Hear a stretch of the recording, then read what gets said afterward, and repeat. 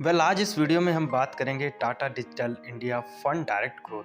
दोस्तों, ये Tata mutual fund जो इसकी एसेट मैनेजमेंट कंपनी है, उनका ये फंड है और ये टेक्नोलॉजी सेक्टर में पैसा लगाता है।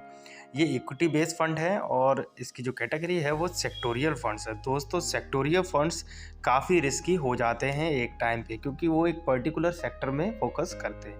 तो चलिए इस वीडियो में इस फंड का रिव्यू करते हैं। तो सबसे पहले रिटर्न्स की बात करते हैं। तो फंड ने एक साल के भीतर -18.58 का रिटर्न्स दिया है, क्योंकि टेक्नोलॉजी सेक्टर में ज़बरदस्त गिरावट आई है इस साल। लेकिन ऐसा नहीं है कि इन फ्यूचर में अच्छा नहीं परफॉर्म करेगा, काफ़ी बेहतर परफॉर्मेंस रहा है इस फंड्स का। तो टेक्नोलॉजी सेक्टर बुरा नहीं है, लेकिन अभी कुछ स्लो डाउन की वजह से यहाँ पे प्रॉब्लम आ रही है। बाकी 3 साल की अगर बात करें तो 29.49% रिटर्न्स दिया है, जो कि बहुत ही ज़्यादा है। और अगर 5 साल की बात करें तो 27.15%। देख सकते हैं आप किस तरीके से अगर आपका पैसा ग्रो होता अगर आप 5 साल में रहते। ठीक है, ओवरऑल की बात करें तो फंड जब से स्टार्ट हुआ है 19.99, जो कि अपने आप में लाजवाब है। आगे बात करते हैं इसके NAV की। तो 34.54 इसका जो करंट का प्राइस चल रहा है, नेट एसेट वैल्यू होता है। और SIP मिनिमम 150 रुपये से आप इसको स्टार्ट कर सकते हैं। 150 इंटू मल्टीपल्स ऑफ हंड्रेड्स में इसको स्टार्ट कर सकते हैं। फंड साइज़ का जो अमाउंट है वो 5,888 करोड़ है, जो कि नॉर्मल है, ज़्यादा नहीं है। और ज़्यादा फंड साइज अब नहीं होता है, तो फंड का फोकस फंड मैनेजर का फंड के ऊपर ही रहता है। रिटर्न्स कैलकुलेटर की बात करें तो हम अगर आप इसमें मंथली SIP 10,000 की स्टार्ट करते तो जो आपको रिटर्न बन के आता है, यहाँ पे देख सकते हैं आप, आई थिंक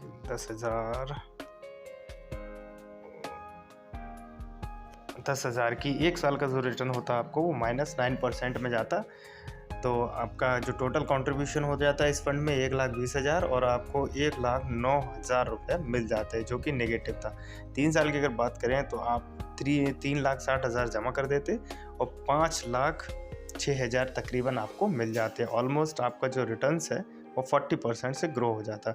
और 5 साल की बात करें तो आप 6 लाख इन्वेस्ट करते और आपको 10 लाख अप्रॉक्स 11 लाख तक रुपए आपको मिल जाते। रैंकिंग वाइज इस फंड की बात करते हैं तो एक साल में जैसे कि मैंने बताया नेगेटिव परफॉर्म, इसका कैटेगरी एवरेज ही नेगेटिव रहा है, यानी सारे फंड्स लगभग नेगेटिव में परफॉर्म किया है।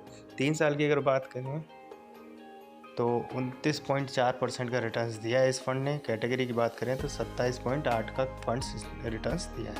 5 साल की बात करते हैं हम तो 27.1 का रिटर्न दिया है, जो कि काफ़ी बढ़िया है। और कैटेगरी एवरेज की बात करें तो 24.4% का रिटर्न्स दिया है। ओवरऑल 19.9% का रिटर्न्स दिया है। रैंकिंग इसकी कैटेगरी काफ़ी बेहतरीन है, जो कि एक साल में तीसरे रैंक पे आई है, 3 साल में दूसरे रैंक पे और 5 साल में पहले रैंक पे इसकी रैंकिंग आई है।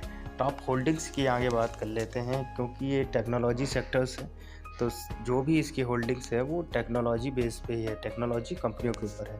तो सबसे पहले 25% स्टेक दिया है इन्फोसिस में, Tata consultancy service 13.29, HCL technology 8.26 और भारतीय एयरटेल जो कि टेली कम्युनिकेशन की है 8.18% और टेक महिंद्रा 7.97, लार्सन एंड टुब्रो 4.38%।